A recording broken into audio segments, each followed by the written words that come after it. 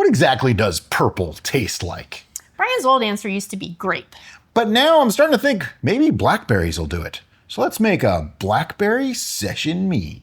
Okay, a session mead is just that. Well, let me back up a little bit more. A mead means fermented honey into a wine-like product, okay? It has alcohol, in case you didn't know. A session mead is a made-up term, but it usually means a lower alcohol mead, so it has honey, that could have various other flavors. It could be hopped, it could be oaked, it could have fruits, it could have spices, all sorts of things, but it's usually lower ABV, between like 4 and 7-ish, but they can range a little bit too. And they're very often carbonated. So that's what we're making today. We're making something that's gonna be around that range. It's gonna have some honey in it. It's gonna be carbonated, right? It is carbonated, isn't it? Yeah, this is carbonated. Not yet. It's gonna be. So to start with, we're gonna add in 1 pound of honey. Now, if you add more honey, you're gonna get more alcohol, but be careful because we're trying to keep this low ABV so it's nice and crisp and refreshing for a summertime kind of thing. And also it ferments faster, it ages faster, and it is easier to flavor. What we mean by that is we're gonna be adding some berries to it. So we want to keep this a nice, easy thing to flavor. So 1 pound, that'll give us somewhere around a 4 to 5%-ish ABV at the end. So it's very much like a beer. Today's honey is a Kirkland's brand Wildflower Honey. You can use any Wildflower Honey. They will have very slight differences in flavor profile based on the flowers that the bees collected their pollen from. Yeah, wildflower is going to taste different from different areas, from different states, from different times of year, all those things. Another honey that may work well in this particular mead is clover. I would even say orange blossom would work in this one because the little bit of citrus with the blackberries is actually going to be nice. Sure. But the gist of it is try not to use something that's super extravagant or exotic because more expensive doesn't always mean a better honey. You want to use a real honey, okay? But the flavors, the minor subtleties that might come up in a more exotic, more expensive honey, is probably going to get lost in this particular brew because the blackberries are the main flavor. That's it. Add some water. I have 115 ounces of water, and here's how I calculated that. We're making a 1 gallon batch. This is a 2 gallon bucket for reasons that I'll get to in a minute. But I know that a pound of honey takes up about 11 fluid ounces. So 128 fluid ounces in a US gallon. That's right, we use US gallons because do I sound British? Anyway, we get that question a lot. Anyway, so 128 minus 11 is like 117. I just rounded off to like 115 because also there's going to be some water in the berries. So we're gonna have roughly a gallon batch. Don't get too crazy on me. It doesn't have to be that exact. Did I just drip on you? You did. It's all right. I got a towel. All right. And I put all the water in because I don't lift buckets and shake them around because they leak. I don't do that.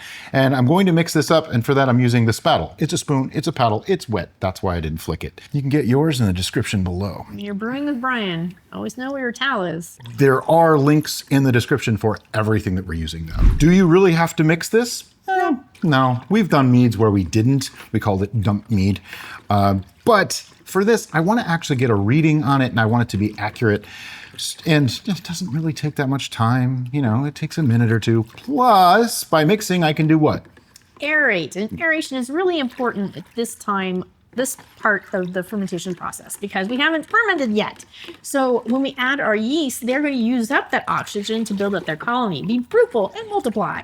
And then once their colony is a nice big party, they're going to get down to transferring those fermentable sugars into alcohol and CO2. And that's when you don't want any oxygen, because oxygen plus alcohol plus acetobacters, which are everywhere, could lead to vinegar.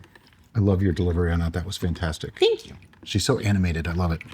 Okay. When your spattle comes out clean, you're good. It's mixed.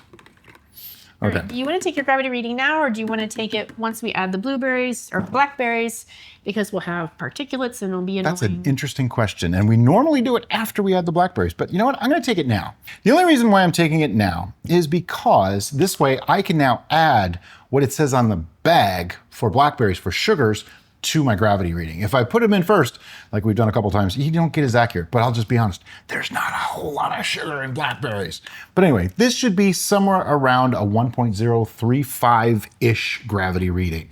This is basically just the, oops, I added 6 pounds of honey to a mead by accident check. I need a t-shirt for that one. And you know, you gotta love it when a plan comes together. 1.032. So that's not the true OG, that's pre-OG, because you're going to add the sugars of the blackberries for your actual OG, correct? Mm-hmm. Okay, so I'm doing a test on our little pieces of paper where I'm pre-rating in the different things. I had to reread it. Brian has this beautiful habit of not paying attention to any of that stuff, but I'm doing this as a test because I actually want to print out ones that have all the information so that way we don't forget stuff. Because sometimes in the process of filming and making sure we're doing everything right for you guys, we forget what we're supposed to be doing. I never forget anything. Okay, so here's what I want to do. I want to actually calculate how many points of sugars we have in this bag. Now, we're using 1 pound of blackberries today, but don't worry, there's going to be more blackberry later. So this is 3 servings. By the way, this is just from, it's great value frozen blackberries from Walmart. They were pretty cheap, like $3 or less for the bag. It was like $2.50, $3, something like that. Anyway, so there's 3 servings in this bag, and each serving is 13 grams of sugar. So 13 times 3 gives me 39 grams of sugars. Not much at all. Divide that by 454, which is the number of grams in a pound, gives me 0.085 pounds. Okay, now I know there's a lot of math, but sugar adds 0.046 specific gravity per pound in a gallon of must. So I would multiply that by 0.046, giving me literally like 3.9 points. So at most, with the berries, it's going to add 4 points. So I'm just going to call our OG 1.036. Simple. Do those few points matter? No. Not really. But anyway, I'm going to open this guy up, get our berries in there. Ooh, they look lovely. We have a bit of a splash zone, so get in there. Okay. I was thinking there might be a better way. No, it won't be better. Never mind. I was going to put them in the pitcher first and then rinse this out with liquid, but this worked. We'll just do the baster method on the bag. There's a lot of juices in that bag. Pay for those juices. That's flavor. That's right. Those are your sugars. That's flavor. Flavor. It's also your sugars. I mean, that's... I know. We have not been drinking. No, not at all. Wait, that's not true. That's not true. If it came out already, there's a video, Dragon Breath Mead. Oh, we took like... half a sip. Wait, you didn't have any, did you? Oh, yeah, you did. I had... We had a sip each, like a sip. That was enough. I don't know which one will come out first, though. You want... Yeah, keep going. Rinse it out. Rinse it out.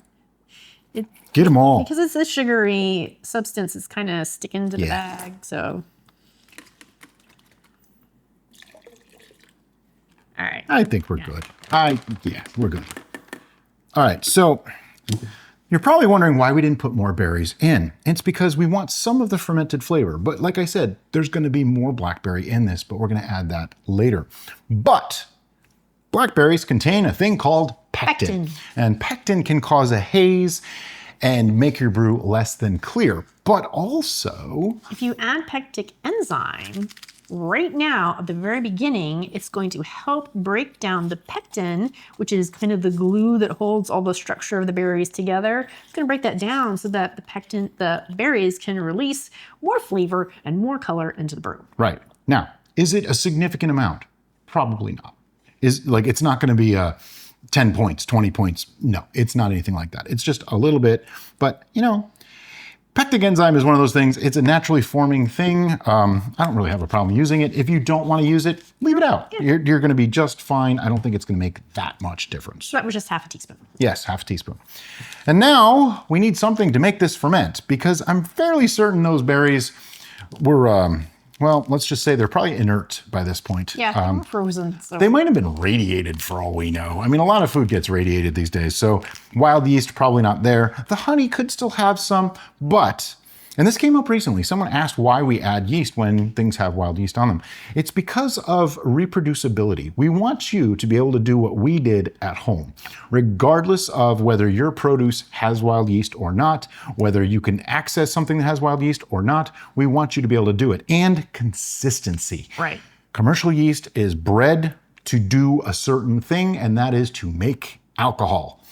Period. Wild yeast, they just kind of evolve on their own. Now, they're wild. Yeah, they're wild yeast. So you never know what you're going to get. There's no such term really as like a specific species of wild yeast. There's thousands, if not millions of varieties.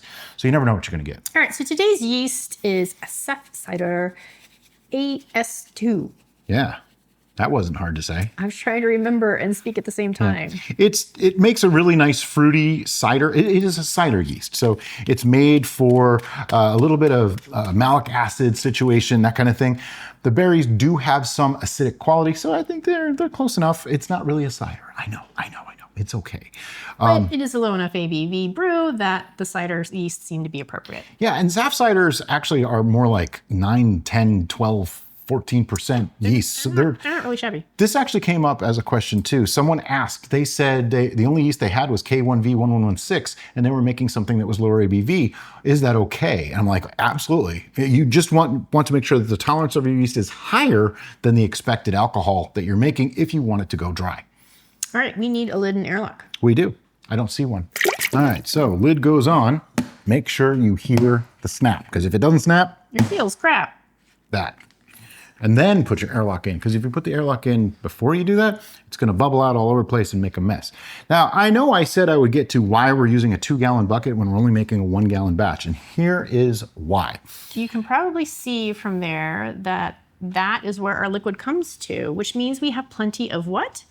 Spillover room, blow off room, whatever you want to call it, because here's what happens. During fermentation, bubbles and foaming and stuff. So we have learned through our many years of doing this and cleaning up lots of messes and shoes and clothes even in my closet, that it's probably best to just use an oversized container for primary fermentation. So we've been started using a lot of buckets. We do have some glass stuff coming though. Now, those of you who have heard the tale of woe with too much headspace might be going, but isn't that too much headspace? Well, if this was in conditioning, yes, it would absolutely be too much headspace. But because this is primary fermentation, fermentation hasn't even started, there's going to be so much gas going on in there due to fermentation that no, this is a perfect amount of headspace for the before mentioned You could use a 10-gallon container and put half-gallon in, and it'd be fine for primary. It'd be a waste of space, but because think about it, you could be making 8 gallons in there. But anyway, so something else that's important is labeling. Now, on this, Derica mentioned this, that she started sort of a common language for our labels. That's that's not the right words. The first one you didn't mark, it was their date. I didn't even write the date. All right, so here is the Derica label. At the top, you can see I have what we're making, our title, if you will. Underneath that, I have today's date, which is the starting date. Underneath that, I have the ingredients that we have included and their volumes. And then under that is the OG, our original gravity, the gravity reading that we started with, because that is a very important number. Under that, you can see first check and second check. That's when we are further along in the fermentation progress, and we're checking our gravity reading again. And then underneath that, spoilers, additions. We already know we're going to be adding another pound of blackberries. We just can't keep things a secret from you guys. Now, I did leave plenty of room, or at least I hope I did, for other additions and notes that maybe needed to be made. This is a work in progress, and if I ever get it figured out, which I've been trying to do this now for a couple of years, I'm actually going to have a printable form that I'm going to share with all of you so you can print your own from a link on our website. Yeah, because these are actually just like a full sheet of paper cut into 4s, I think. Yeah. And I might even do it just half or thirds, so that way there's more room to write. Yeah. I know a lot of people just use like a Sharpie on the fermenter jar or stuff like that. This to me is easy because also for us, she can take these notes and keep them. Yeah. And she can use that when she's doing the video prep and stuff like that. So, and you could also just take this and stick it right into a book or whatever. That way you have your original notes from the making of. So you can make it again. But anyway, this is going to go in the ferment station and start fermenting. And once we see that the airlock activity has slowed down, it looks like it might be nearing a finish, we'll be back to show you what to do next. And it's probably going to be a week or 2, maybe even 3.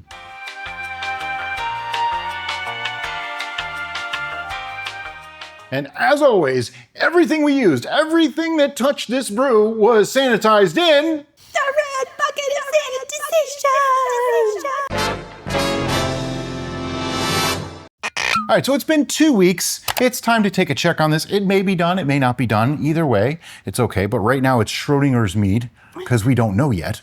So we're gonna take the lid off, take a look inside, and show you. So looking inside, it looks like a mead with berries in it. I don't see any eyeballs, I don't see any teeth, and also no mold of any kind, no infection looking things, nothing. Looks perfect. So that was the optical. Now for the olfactory. It smells a bit like alcohol and a bit like berries. So I think it's looking pretty good. Now, because we used frozen berries and they've actually retained their structure pretty well, we don't need the rumble jar to take a reading. We can just scooch Yeah, I can go in between the berries. This actually cleared. Yeah, this might be done. This might be good to go. Oh boy. Yeah, we might be ready to do the second part of this. Yeah, it's done. Is it floating? It almost doesn't matter if it is, but it is floating, yeah. It's at 0.996. Now, at this point, we have a couple of options, okay? We have more blackberries to put in this, and I'd like to put them in.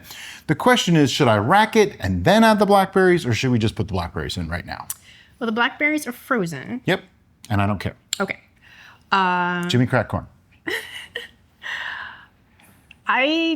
We have plenty of room for them in this particular vessel. Right, and that's the thing. If we rack it to another vessel, now we're dirtying another vessel, which isn't that big of a deal, but it is a thing. And we'd have to put it into another vessel kind of like this already. Is there any harm with adding them without racking? The only thing that could possibly happen is they may ferment more. And I'm okay with that. Okay. That doesn't really bother me so much on this. Then I'm cool with being lazy and just dumping some more blackberries. All right, so we're gonna be lazy. But I would actually like to give this a taste before we do that. Yeah. All right, so for the tasting portion of the show, we're just gonna do a quick sample. It's really pretty. Yeah. It's probably gonna be a little harsh at this point. It's unrefined, you might say. Yeah, definitely has some youth in the aroma. And we have options with this one too. If it turns out that it needs more sweetness at the end, we can always keg carb because I got a new toy. I got a bottler for the keg so that we can bottle from the keg and not have to store in the keg. Definitely smells a little bit young on the nose. Yeah, right now it just tastes like watered down wine. Yeah, people ask what we mean by young. It usually means it's a little harsh. It might even have a little bit of a sulfur note sometimes. It could smell just slightly vinegary, a little sour, things like that. Those are all young notes. It tastes like watered down wine. It's not bad though. No. Yeah, I think this might be one that we might end up adding a little bit more honey character to later. But for now, let's get these berries in there. All right, so these are fresh out of our freezer. Mm-hmm. Fresh frozen. Fresh frozen. We know that the cold temperature is going to slow down fermentation. Right. It'll be kind of like a mini cold crash. Yeah, we really don't. However, it is going to start back up again. All right, so we're going to delicately dump those so that we don't splash. See? I can do it when I want to. Okay, and there's some juices in there that I want, so I'm just gonna... We're going to do our patented juice removal technique. I mean, somebody's gonna complain that we're oxidizing, and maybe we are just a little bit. A minuscule amount. Yeah, I mean, we did a podcast about oxidation, whatever, however you want to say it, oxygenating it, and it turns out it's a much larger hype than reality. Remember when you were a kid and like quicksand was the thing to be worried about? Oh my God, everywhere was quicksand. You had to worry. I have seen it like once in my entire life, and that's only because I've been to a lot of weird places. All right, so we're gonna put that back on. Now what's gonna happen here is a couple things. There's a pretty good chance those berries are gonna ferment, but I'll just tell you right now, there is 39 grams of sugars in there. So that is literally 1/10 of a pound, which means at most 4 points of gravity. which ultimately means nothing in the grand scheme of things. I mean, 4 points, I'll use the calculator teacher said I would never have handy to figure this one out. 4 points, so that's 0.004. 0.004 times 131.25. That is half a percentage point of alcohol. Okay, it could be slightly meaningful in this case, but it's not that much. It's just not much to worry about. Did we already figure out our ABV at this point? No, but I can. Using that same calculator teacher said I would never have handy. I'm curious. We started at 1.036. So 1.036 minus 0.996 gives us 0.04 used times 131.25 is 5.25. All right. So that would make this 5.75% if those berries fermented out every ounce of sugar. And then with the carbonation, it would be maybe up to 6. Now that depends. See, if we do natural carbonation and keep it dry, then it would add about 0.5 point. But if we keg carb, it doesn't add anything because we're using pressure to do it. And I think he's leaning heavily towards keg carbing so he can try out his new toy. Don't know. I like the idea, but I'm not sure. You can also naturally carbonate in a keg. True. There's a lot of ways to do things, you know? I'm not sure what I'm gonna do yet. That's why I love this show, because we're making the recipe as we go, but we're also showing different options and talking about the different things that you could do. In other words, there's no one straight path to a finished product. There are all the ways. Yeah, it's kind of like a flow chart. You can do this and this and this and this, and you know, as long as you end up with something that you like at the end of the day, it's all good. Where we're at right now, we're gonna let this sit for at least a week, and then we'll be back to show you what we're gonna do next. Probably 2 to 3 weeks, because that's fruit. So we'll probably give it a couple. So I said at least a week. Oh, it's true. She did say that. See ya. Okay, we kind of forgot about this one with everything going on. We started it on July 14th. On July 28th, which is just 2 weeks, we took a reading and it was at 0.996. Today is August 20th, so that's obviously like 3 more weeks. There was no reason for this to sit for 3 weeks. However, let's take a look and see if there was any detrimental effect from doing so. It's pretty much what I expected. There's no issue at all with leaving it longer.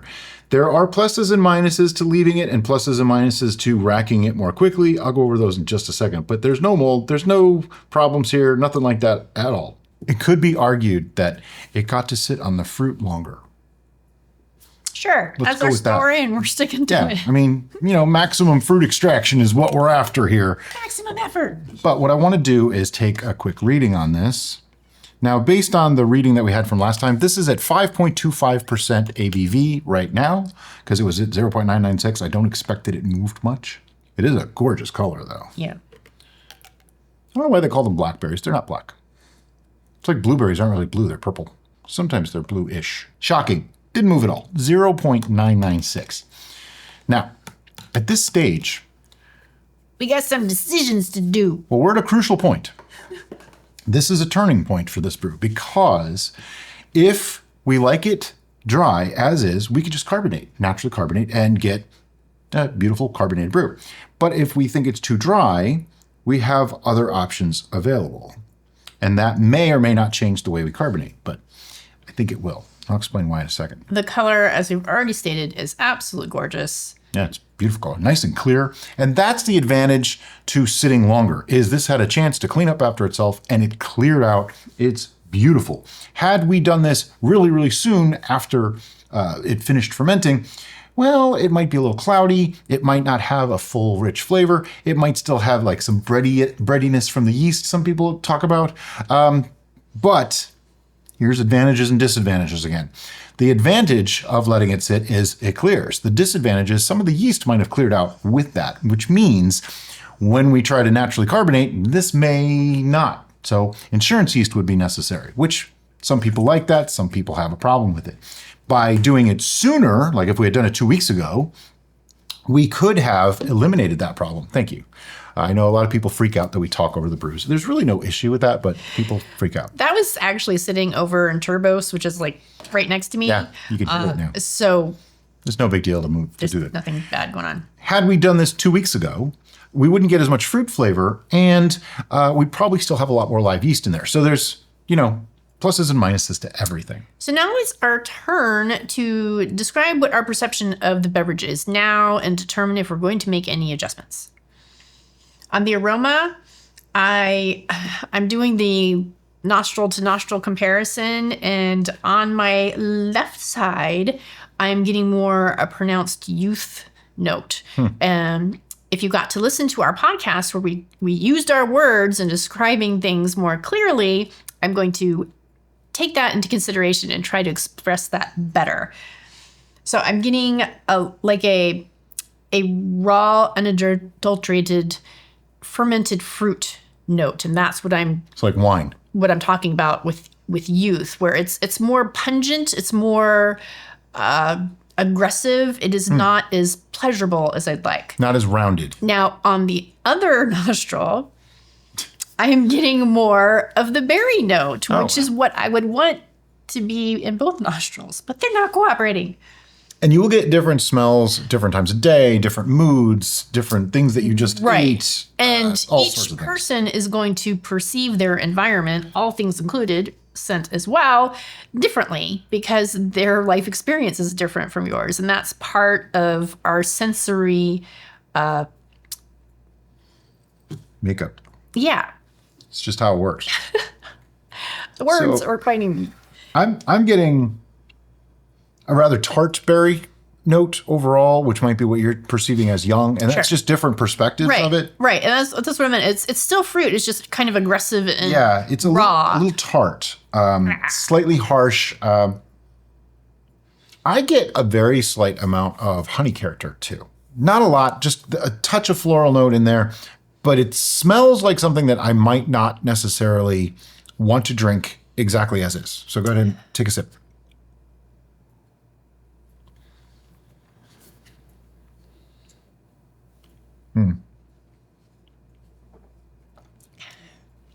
On the flavor for me, I'm getting more of the fruit.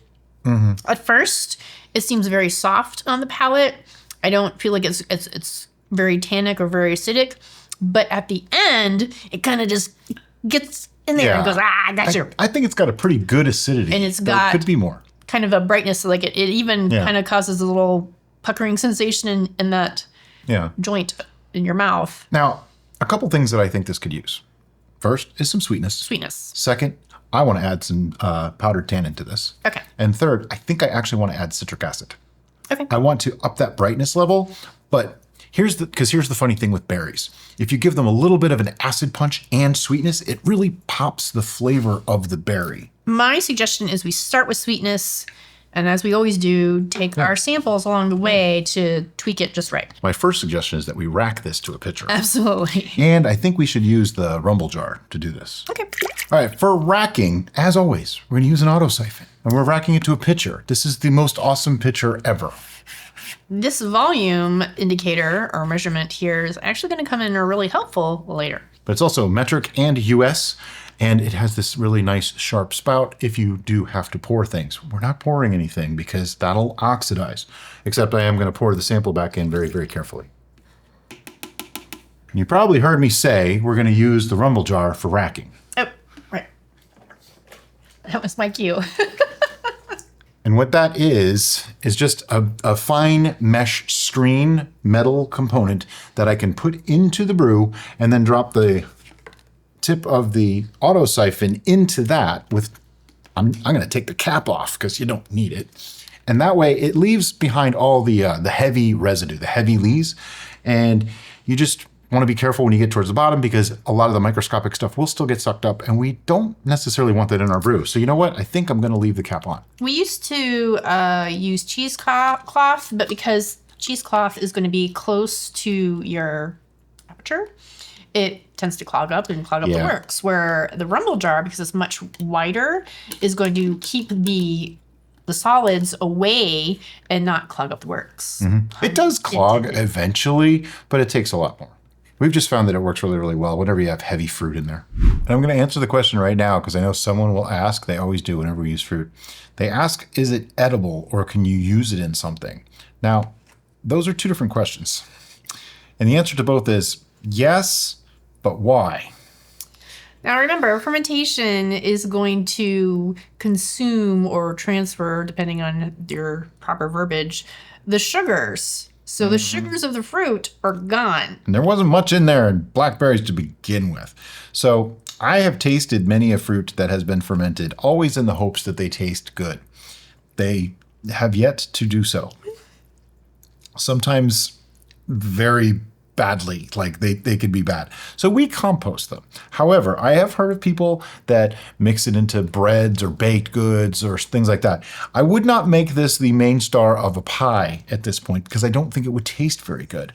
But as an additional flavorant or just to use them, sure, you totally can. There's nothing wrong with it, but they don't actually taste very good on their own. You need something else with them.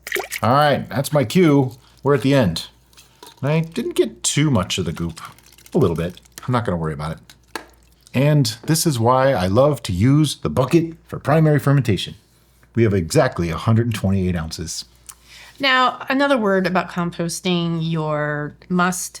If you use earthworms or other natural living organisms to aid in your composting situation, then this might not be the best additive. I haven't done... Drunk worms, probably not a good idea. I haven't done a deep research on that, but I do believe that alcohol is probably not a good idea to introduce to any sort of live organism. As we said earlier, we want this a little sweeter. Right now, the berry flavor is not, it's very tart, and the honey character could be upped quite a bit. So just gonna use some honey. We have noticed from experience, each time we add sweetness to a fruited beverage, it tends to enhance the fruit sensation. So I'm hopeful that adding some sweetness to this is gonna make it taste even more blackberry-ish. And a little more honey. Because, you know, it's still a mead. It's made from honey. So I put in a pretty significant amount. I kind of forgot what I was doing for a second there and went, oops, you might have seen my face. But that'll just make this a little bit sweeter. Now, that may mean other adjustments need to be made because once you've oversweetened, it's kind of hard to pull it back out. But then again, I might have done it exactly right. I don't know yet. We won't know until we taste it, which is part of the process for the way we like to do things. I know a lot of people will just follow a recipe blindly and add X amount of honey and this and that. That only counts if you have exactly the same taste as the person that made the recipe and you have the exact same volume as the person that made the recipe. Now, at the stage of final adjustments, which is where we're at now, it's really important to mix because you want to make sure all of the flavor additions are thoroughly combined so that way when you take your tasting, you're getting a true sample of what's going on. But you also want to avoid oxidization. So if you're stirring manually, like Brian is, you want the action to happen at the bottom and minimize disturbance at the top. So he tends to angle his stirring. My hand moves very little, but the spattle at the bottom is moving a lot. Also, I want to talk about something. People are asking about non-fermentable sugars a lot lately, and we've stopped using them. And the main reason is because we found that most of them actually aren't very good for you. And you're already drinking alcohol. We don't need to compound problems, okay? Second, I'm diabetic and I am on what they call a low-fat, high-carb diet. So I can have carbs without a problem because I'm keeping my fat content really low. So a lot of people get concerned about that. Should I be drinking alcohol? No. Probably not. I don't think anybody should really be drinking alcohol. I know I'm saying that on a brewing channel, but it's kind of true. So if you're going to drink alcohol already, try not to make things worse for yourself with other things. Now, erythritol was our go-to. It was easy to get. And then some stuff came out saying that it might not be so good for you. So I went, oh, okay. Even, true or not, if enough people are saying it, it makes me kind of go, I don't know that I need that. Allulose, very expensive. Made me go, do I really need the sweetness that much? And then there's others like stevia that just kind of makes things taste weird. And then you have all of like the saccharin and stuff like that. I don't even want to touch on those because they're not things that I want to use. I don't use them in my food, so I certainly don't want to put them in my booze. But real sugar, real honey, while they're not the healthiest things, among all of those, they're probably the healthiest versions of them. So one complication that comes with that is if we had used non-fermentable sugar, we could just naturally carbonate this and it'd be totally fine. You have the naturally be able to get bubbles because the yeast would be able to ferment these sugars that you would add, but the non-fermentable sugars will keep it sweet. Well, we're adding honey, which is fermentable. There still could be live yeast in here. So we're going to have to pasteurize this. And that means we're going to keg carb, which I'm totally fine with because I got a new toy. The new toy is a bottler for the keg. So that way I should be able to fill bottles and keep the carbonation in there. So make sure you watch to the end to see how successful we are with this new device. Yeah, that I haven't even opened yet. I got it. It came from China, I think. And it's still sitting in the package because I haven't even opened it. It's been here for a couple weeks now, right? Mm-hmm. Yeah, been a while. All right. So the color gets a little cloudy when you do this. It's just a thing. When we pasteurize, that may clear out. The honey aroma is coming through, which is pleasing to me. Awesome. It actually looks really cool now. Yeah, the haze actually makes it look almost like candy-like, doesn't it? Yeah, take a taste of that. Do you feel like the acidity is more pronounced now? Oh, on the back, yeah. Like towards the back end. Yeah. I think it still needs a little more sweetness. Yeah. But here's the problem. The fruit flavor is kind of flat at this point. I want it to be sharper. That's where we're thinking of adding acid, but I want it to be sweeter too. Like, I kind of want this to be a sweet one, Like, why not? We make session meads and session ciders that aren't generally sweet. Let's make a sweet one. I agree. Right now, it's probably sitting at like a 1.004 to 1.006 final gravity, which I know somebody's out there going, that's stupid sweet, it's ridiculous. Everybody's tastes are different. I have heard of people that 0.998 and 0.996 is way too sweet for them. I know other people that 1.050 isn't sweet enough. So everybody's different. Embrace it and go with it. If we were all the same, there wouldn't be liquor stores. There'd be one guy on a corner selling the same bottle of everything. How boring would that be? If you're that one guy, I guess it's okay. Our shelves wouldn't be very mysterious. Yeah. Our show would have one video. How to make booze, period. That's it. There's one way, and that's it. I don't agree that there's only one way to do almost anything. There's so many different ways to do things. Growing up, my dad was always very regimented about how things should be done. And there's a specific way to do things. And I'm talking about like home construction type things. He was very much the handyman construction type guy. And I was always the type that I was finding another way to do it. Sometimes my way was better. Sometimes maybe I was a little bit off. But he would get so angry with me because he'd spend 3 days doing something and then I'd look at it and in 1 hour be able to do it and have essentially the same result. I'm exaggerating maybe a little bit, but my point was if I can do it with a lot less effort and a lot less time and achieve the same result, what harm is there? He believed that the effort was what made it worthwhile. Okay, different perspectives. And I can see that now. It took me a long time to get to that point, but I'm still the type that if I can simplify something and make it easier on myself and still get the same result, that's what I'm gonna do. We're a little over 128 ounces now, so I gotta make the dosage a little bit larger. Yeah, we're getting there. That's really nice. Now, I wanna start playing with the acids because I think we may have hit the sweetness level right, but I can always add more. But if we put some acid in there, it might brighten it up just enough. Because you got to think this is going to be cold and it's going to be carbonated. Yeah. All right. I just have acid blend. We moved and I can't find the citric acid. It's in the house somewhere. So I'm just going to use acid blend, which has citric acid in it as well as malic acid and tartaric. Tartaric acid. And I'm just going to use half a teaspoon for the moment. And we're going to taste it. Usually I end up doing a full teaspoon whenever we use acid blend. You want to stir this through. This, you can get an instant flavor change. So we want to make sure to mix this. Right. And that is one of the difficulties of adding wine tannin, which we may still include in our adjustments, is that you really can't get the sensation of what it's doing immediately. So actually, I don't think I want to add wine tannin. I'll explain why. Okay. If I add wine tannin, this needs to sit for a while to extract that. We are planning on moving this forward fairly quickly because I wanted we lost track on this one, so I want to catch up a little bit. If you wanted to add oaking to this, you totally could. I think this would do well from sitting on oak for a couple of weeks. I think the actual oak aging would be great on this particular beverage. Yeah. I think the vanillins from the oak would go really well with the blackberry. Now, that's not to say that this is going to be bad without that. A lot of people don't seem to understand why we add tannins and acids to things. Tannins are there, or get added when it's needed. But I think the mouthfeel on this is actually starting to come around. Yeah.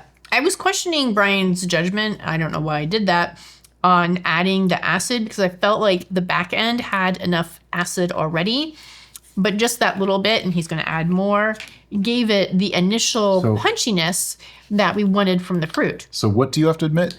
Brian was right. I have it on camera. All right. Just joking. We're both right quite often and freely admit when we're wrong. I think I tell you you're right at least 10 times a day. And I don't just say it. I mean, she is. I tend to be, like if you watch Mythbusters, I tend to be a little Adam Savage sometimes, as in I rush into things without thinking. And she tends to be a little like Jamie sometimes in that she'll think it through before doing it. But then there's other times that I'm very much like Jamie with a, well, actually, you know. And then she's a little more Adam Savage with the crazy antics and the costumes. Isn't that kind of funny how we're both of them at the same time? Yeah. Okay, now what's going to happen is there's basically 3 components to flavor that you're trying to balance, and that's sweetness, tannins, and acids. Now, because different beverages need different aspects of those, like for this, we have the berries. We want to bring out that berry flavor. So to do that, you need some more acid, but you also need sweetness, and you want to balance those together. I'm not adding tannins because I feel there's enough. There's just a little bit of a tannic aspect from all the seeds and skins from the blackberries. It's actually working. It gives a little grip in the mouth. That's berry. That's some berry there, Barry. I think it needs to be just a touch sweeter, but not a lot, just a little bit. Right now, this might be like a 1.008-ish. It's not very high. Might aim for like a 1012 or 1014, something like that. Just to give it a little bit more body as well, because the honey will add just a touch more viscosity as well. But it's amazing what just a touch of acids can actually really do to something. And that's why I wanted to use citric in particular. Sure. Because I feel like the citrusy feel, very bright acid would really complement this nicely. Yeah. Lemon juice could have also been added. Sure. The problem with lemon juice is if you use too much, now it's going to taste like lemons. And that's not what we're going for. Right. Now, lemon and blackberry actually do work well together, kind of like lemon and blueberry, but you really want to watch how much you use and add just like literally a quarter to a half teaspoon at a time until you get it just right. Otherwise, you can add too much really, really fast. That's where using like the jarred acid blend, it's actually really simple. It's also very predictable. Like you could get a lemon that's super tart. Yeah. You can get another one that might be more sweet. So, you know, one time, half a lemon was what you needed.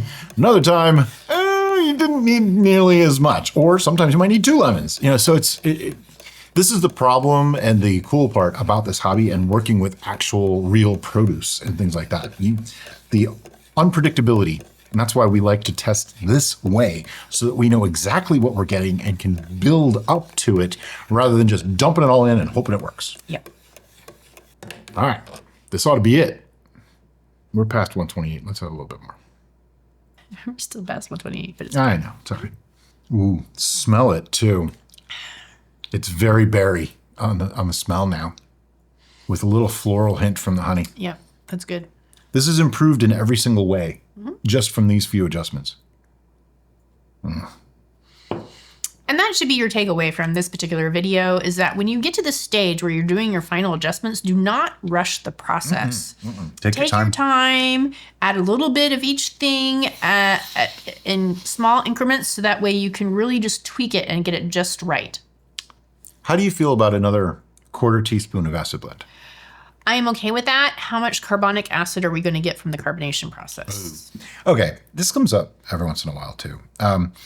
the actual amount of carbonic acid, technically, when you have carbon dioxide injected into something, it makes carbonic acid, which is a very weak acid. I mean, if you look at stalactites and stalagmites, it takes hundreds and thousands of years for them to form, at all. In this, I think we'll have a very minute amount of carbonic acid, which may actually brighten it slightly. And then this is where I go in my head, could I live with it the way it is? Or would going half to another notch of brightness be too much? You're right. I think we're like right on that precipice of if we go too much, it'll just be too much, but it's good the way it is. All right. See, sometimes that's what you got to do. It's called compromise. And I don't just mean between two people. I mean with yourself. Yeah. If I push this, will I be unhappy if it's too much? Or will I be happy with it is the way it is now, even if it didn't add any brightness to it? And that's where I'm at. So, all right. All right, next? So we are done with our final adjustments and we are ready to pasteurize this because we did add honey, as Brian mentioned already, and that's a fermentable sugar. So we are going to rack this into a 1 gallon carboy. Wait a minute. Why do we have to put this in a 1 gallon carboy to pasteurize it? Why don't we pasteurize it in the keg? Have we ever pasteurized in a keg? But it shouldn't.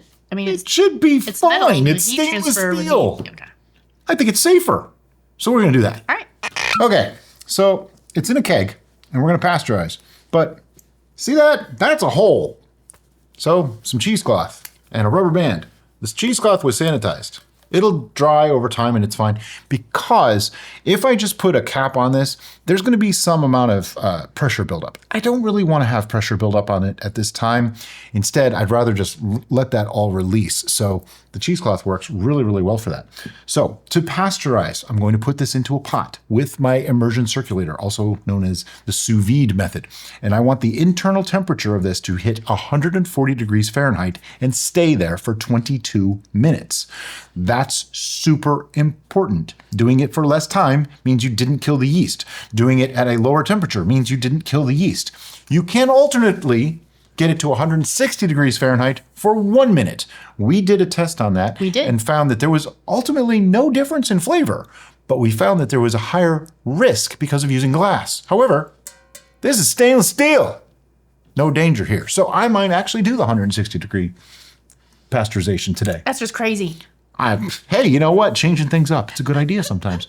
But anyway, so then once it's pasteurized, I will let this come back down to room temperature, and we will be back probably tomorrow to put the cap on and show you how to carbonate it. So we talked about we're going to pasteurize this and all that kind of thing. We did pasteurize it, and I wanted to show you something that we did. I thought it was actually pretty cool. A lot of people are afraid to pasteurize, and part of that could be because they're afraid of flavor change. Now, let me explain. There's virtually no flavor change. We've actually done tests on this. Virtually no flavor change. So that's not something to worry about. The other concern is glass breakage. That is a real, genuine concern. We pasteurized in the keg. It's stainless steel. No worry about glass breakage whatsoever. There's also an interesting thing that happened because we were using a metal vessel versus a glass vessel. The heat transfer occurred more quickly in the metal. Right. Now I want to show you the setup that we use to pasteurize. I have a pot that I got from the Asian market. Just a standard, I don't even think it's stainless. I think it's aluminum. And I use an immersion circulator, also known as a sous vide. And yeah, I just emptied the water out because we just finished pasteurizing it a little while ago. Anyway, this sits on the side, and then I have a candy thermometer that I actually put inside. I sanitized this part of it. This sits in here. And you want to make sure that your pot is large enough that you have some space between your immersion circulator and your keg and the walls of the pot. Yeah, you don't want them to come into direct contact with each other. Right. I was concerned about the height because, this is filled to the rim. All this here was not underwater. But as Derica was saying, the heat transfer worked beautifully. It heated up a lot faster than the glass ones do. And I actually pasteurized this to 160 degrees Fahrenheit for 1 minute. The whole pasteurization process was done in less than half an hour. I felt that was worth mentioning. That is just incredible. Then we threw this, let it come back to room temp, and threw it into the chill chest for a while. So it is cold-ish. Ideally, you want it to be really cold, but we're gonna move forward anyway. Okay, so we have our, just cheesecloth on top of there. Yeah, it expands a little bit, but it's good now. Okay, then we have some other pieces to this. Now, I upgraded our keg system. If you want to get that out, I need that. So this is mini turbos. Yeah, it's just a pitcher with some sanitizer. We only needed to sanitize this part, so I didn't feel like getting a full batch ready. What we have here is the new central post that I got, made specifically for these kegs, that has 2 of these plugs on it. So that way we can use it. And I also use the weight on the end here. If you don't have one, it's okay. Just use a longer cord. And I'm gonna screw this on. It's gonna make a lot of noise, so hang on. Now, in another video, we actually made cider in a keg and we used the pressure in it. And there was a lot of concern that we didn't have a pressure release valve. There absolutely is a pressure release valve on all of these kegs. So it's not really something to be worried about. But right now, all I have is the post in there. There's nothing attached. Now, the reason I like this system is because I can attach a spout, like for pouring, and I can attach pressure to it at the same time, or I can disconnect them both and have a very portable unit. But for the pressure, we're gonna be using this. This is literally just clamps on, like that. And then I have a pressure regulator and gauge so I can see what the pressure is. One important fact, if this is cold, if their brew is cold, when you start this process, it happens a lot faster, like within hours sometimes. This is reasonably cold. I'm gonna keep it in a fridge though. CO2 cartridge. There's a lot of ways to do this. You can actually use, there's other attachments that you can use like oh geez, what's the name of it? SodaStream. You can use SodaStream cartridges. I actually have the SodaStream cartridges and that setup. I just haven't actually set it up yet. I just need to actually do it. But for this, I like to make sure this is totally closed off so you're not gonna lose any gas. And then threaded cartridge.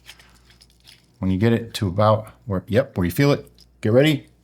And real quick, just like that, so you don't lose any gas. Okay, now this is charged and ready to go. What I'm gonna do, put it on our keg, if I can get it on. I always have problems with these guys. When it clicks like that, you know it's on. And then I start letting in the gas. For carbonating, I just let it ride. I put it to like full. One thing you wanna do before you start shaking it up is release a little bit of the pressure, just a little bit, because there's some air in there. You don't want to aerate your brew. So now I want to shake this up. Didn't have a lot of spare headroom in this one. This one's pretty full. Yeah. But that's okay. You can sometimes hear the gas coming out. I don't even think I have that full yet. I do. We're good. So you want it to go all the way? I just crank it up. You can adjust it if you want to, but putting it higher, it's not going to hurt the keg. This keg will release its pressure if it goes too high. It's not gonna go higher because there's no reason for it to. In fact, it's gonna go lower because I'm gonna chill it. So that way it gets the CO2 into it faster. And what I like to do is, I like to mess around with things. So the first couple of days, I tend to give it a good shake every now and then, every few hours, whatever, a couple times a day. Do you have to do that? Not really, but it's kind of fun. And it's your arm workout for the day. Yeah, that too. So we're gonna leave this in the fridge, give it a shake every now and then, and see you in a week for a taste test. All right, so it's been one more week, and a couple things have happened. Well, we pasteurized this, and then we carbonated it, as you can see. It's fresh from the fridge, so now we need to dispense it. To do that, I'm gonna use the faucet. Now, there's other things that we have that may or may not work, so you might not see them in this video yet.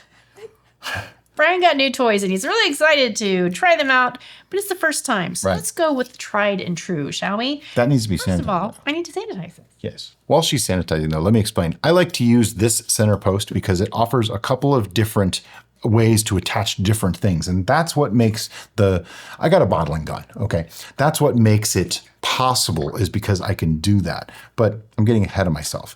For today, we have our canister still attached and it's still showing 20 something pounds of pressure. That's a lot of pressure for this, but it should be fully carbonated, probably over carbonated.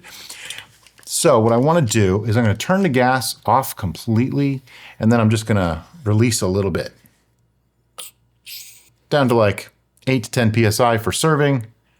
And then I'll open the gas up and see if there's still some gas left in this canister. That's what I like to do that for. And then I'm going to grab this guy, which is our, spigot. I put that right here in the middle. Ta-da! Done. That's why I love this, because if you have more than one of these center posts and more than one keg, you can reuse these things on other kegs. Now, you probably heard that little snap. This is another situation where if it doesn't snap, your seal's crap. Oh yeah, agreed. Maybe speaking from experience. Are we ready? We are. Here's the moment of truth. Oh boy. And I need to open up the gas some more. Nope, this thing is dead. Boom. DED dead. Let me put a new canister on. Close it up. This is the super convenience of this. I usually go through one canister to carbonate and one to dispense. New CO2 cartridge. All I gotta do is thread it on, make sure it is closed. Yeah. I did all, yep. You did that. Remove it. And then get it on there, nice and tight. And then let some pressure in. Whoop. Yeah, something like that ought to be fine. About 12 PSI. And there we go. Got some head on that one. I love these little glasses. That is so pretty.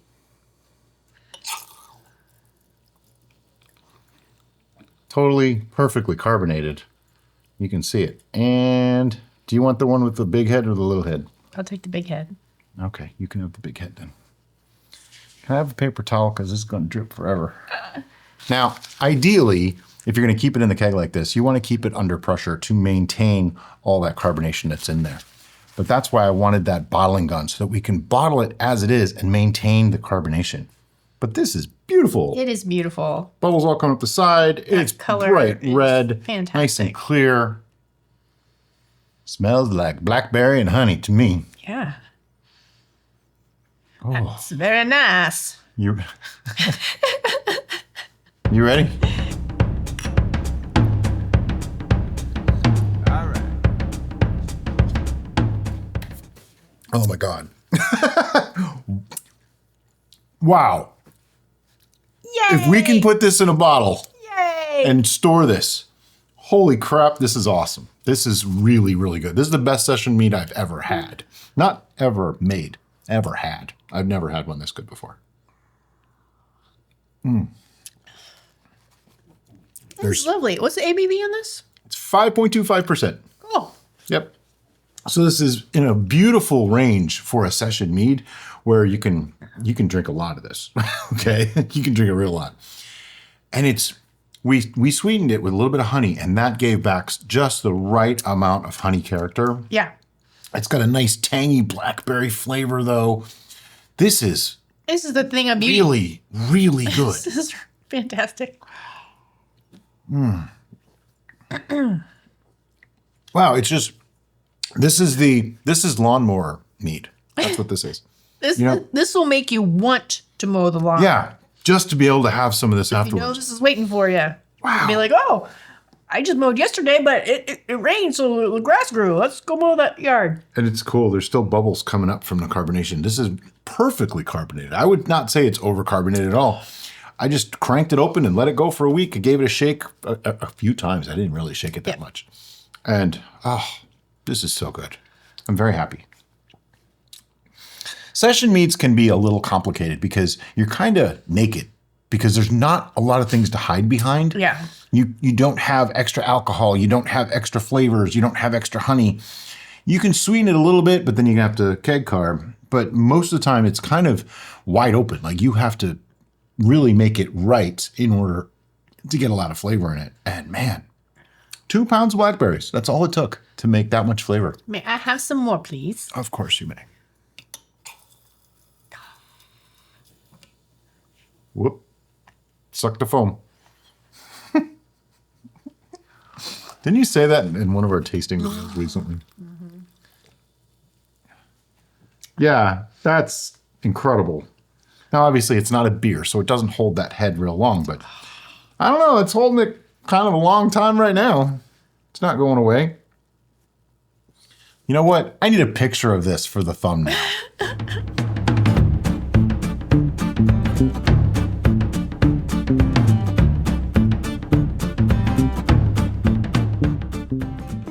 Very nice.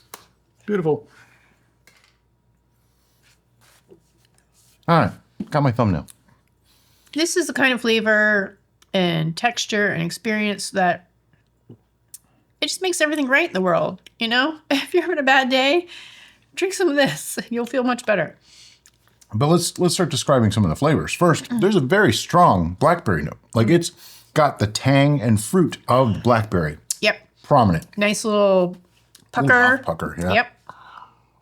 And the sweetness and the carbonation together are just working so lovely. They make this wonderful body and mouth feel. Yeah, it's like almost creamy with the sweetness level and the carbonation together. It kind of is.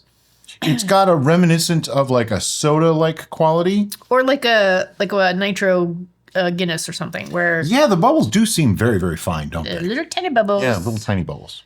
Tiny bubbles in my mead. It's making me happy, so... Oh.